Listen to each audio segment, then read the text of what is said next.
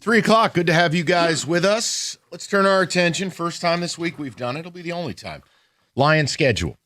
Because it's happening again. And all I can try to do is just warn you. That's all. Morning show was on their bull jive again. Oh, John Jansen, 13 wins. This schedule's easy. Cookies, just pounding the easiest schedule thing into the dirt. And all I'm going to ask is, are you really doing this again? Is this what we're doing? Let me hearken back to last year. Remember how, oh man, we just got to survive the first 6 weeks and then it's easy street. Oops. You dominated the first 5 weeks and then you got hit by a garbage truck for the next 10. Remember those easy games against the Vikings? Yeah, you lost to them twice. Mm-hmm. Remember that easy game against the Giants? Oh, yeah, you needed a miracle just to get to overtime. You damn near lost. Remember that easy game against the flaccid penis that is the Pittsburgh Steelers? Oh, wait. You got walked like a dog in that game. So my question is, are we really doing this again? Or do you want to take a more enlightened approach? We just got done with wins and losses, right? Mm-hmm. The over-unders. The NFL's business model is parity, volatility. What that really means is no one really knows who's going to be good and who's going to be bad. And sometimes a presumed good team ends up terrible, and terrible teams end up good. Sometimes it's both. Sometimes it's just when you play them. Mm-hmm. The idea that anyone on this station is just going to go on the air in May, see a schedule on a piece of paper, and predict 13 wins because by some stupid metric of last year's win percentages, even though last year every team turns over at least a third of its roster, if not half, I think it's fool-ass behavior. Mm-hmm. I will not say the Lions have an easy schedule. I do not care. If you want to do your thing with your gherkin, it's your business. It's ridiculous. Seriously, you're Lucy with the football. You do this every damn year in this city. Don't do this. Oh, but we got the Titans, and they're what? What if Cam Ward does what Caleb Williams did last year, and all of a sudden he's good?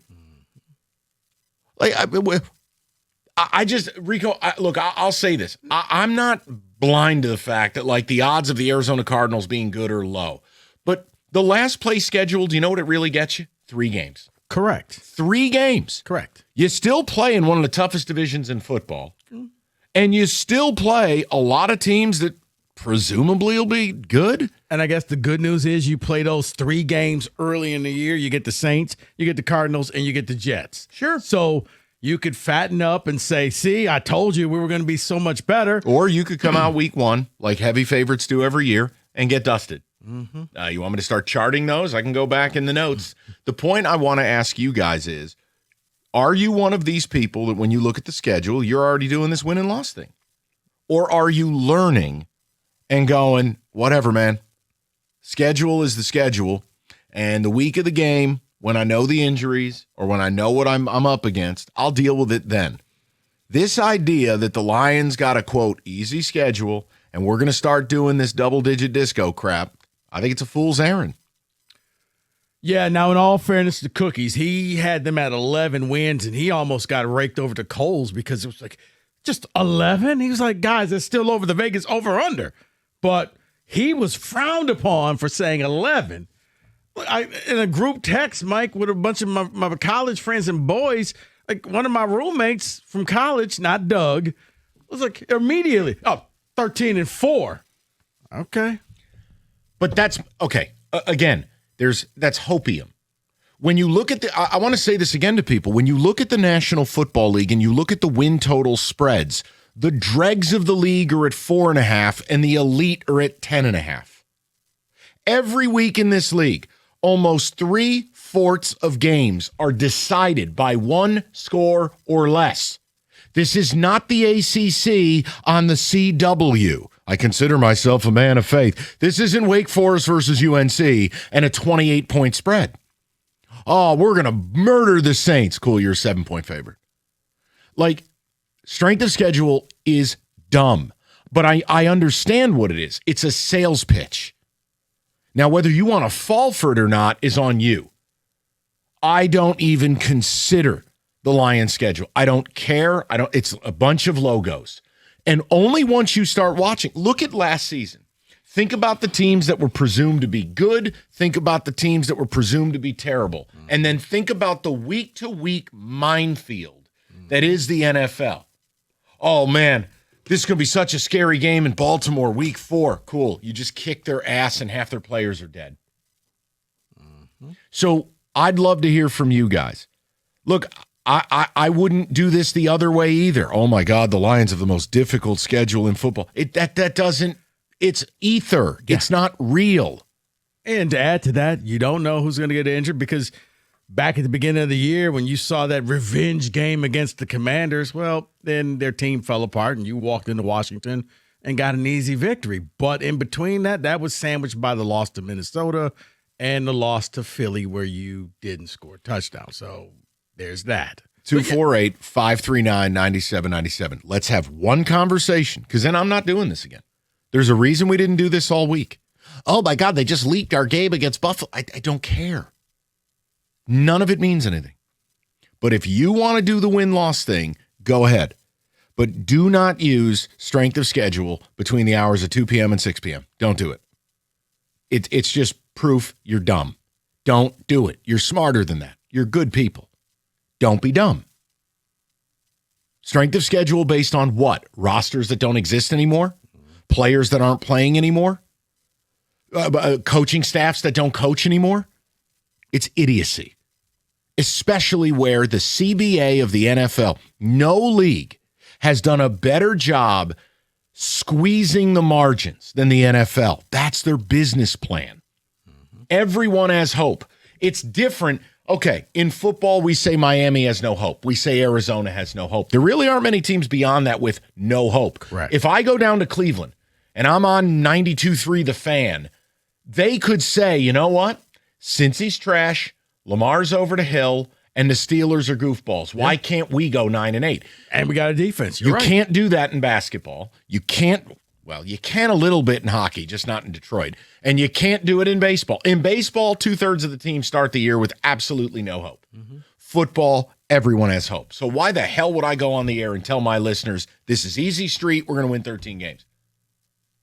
That's crack. Mike, I'm with you, but a lot of people see that, and they're just like, oh, my goodness. And you start thinking about last year. But as you said, we like to harken back. Oh, if we could just make it 2-4 in that first 6 games, then we're going to turn it on. Well, you started off and you were 4-2. And then you got to the end of the year. Well, Dan Campbell doesn't lose 2 games in a row. You're right. He loses 3 in a row. So I look at this and I'm with you. It's going to be interesting.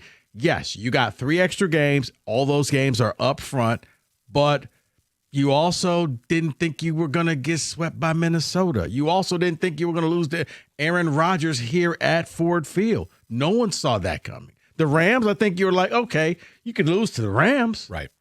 And here's the key. Don't just use your own experiences. Look around the league. Why do you love the NFL? Shocking results.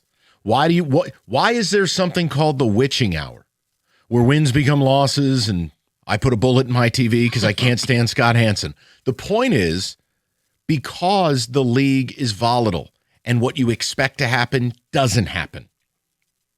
That's why I do not get hyped for the schedule beyond, hey, here's who we're playing, here's when we're playing them. Now, if you want me to talk about the Lions getting boned with a bye week that's entirely too early for them, I can talk about that. If you want to talk about scheduling quirks like, hey, back-to-back road games, or we're going to Europe into game X, totally cool. I'll do that. What I'm not going to do is what I would just consider play-doh radio.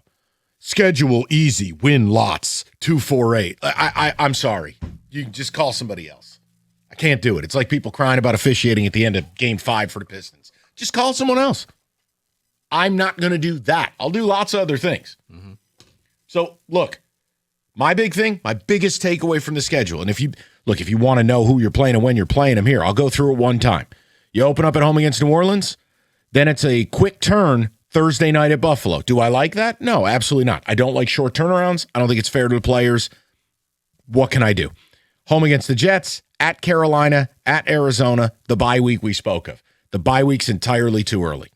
Then you go a little bit of a divisional run here. Home against Green Bay, home against Minnesota, at Miami, home New England, home Tampa Bay. No, but New England's Germany. Germany, you're right, and I'm sorry. And I hate NFL Europe. Thank you for that. You saved me. Oh, that's what the asterisk means. Guten Tag. Then you're home against Tampa, home against the Bears, at Atlanta, home Tennessee, at Minnesota, home against the G-Men on a Monday night. That's a loss. At Chicago, at Green Bay. Here, you want me to give you one more thing? I'll give you one other thing I don't like. I don't like 3 of my last 4 games of the year being on the road. And I don't like 3 of my last 4 being 3 road divisional games. So there's your 2 big takeaways. The bye week sucks, and I don't like the last month of the schedule as far as travel, and it's all in division. Other than that, roll a ball on the field. No, for me, it's the going to Germany, coming back to play Tampa, and then you get the Bears, 3 games, I believe, in 10 days. 11 days. Yeah. And the real kicking into the balls for you is that New England, they actually do get a bye week after they play in Germany. But see, now you're parsing out things we can talk about. I'm more than willing. You know what I'm not going to do. Hey, give us your season prediction. It's May 15th. I'd rather hear your predictions for the Preakness tomorrow. And nobody knows who's winning that race. But yeah, last month of the season, a little bit of a weirdness in the middle. And then, I don't like bye weeks too early. I am a proponent of giving players 2 bye weeks. If we're going to go to 18 games, they got to have 2 bye weeks. It's not fair to the players to play your first 5 games of the year, and then you're basically on a death march. Yeah. 12 straight football games. 248-539-9797. We can get to your phone calls. What do you take out of it? If you want to parse through some stuff, happy to do it. But I'm not doing that Fred Flintstone radio. Schedule bad, team good.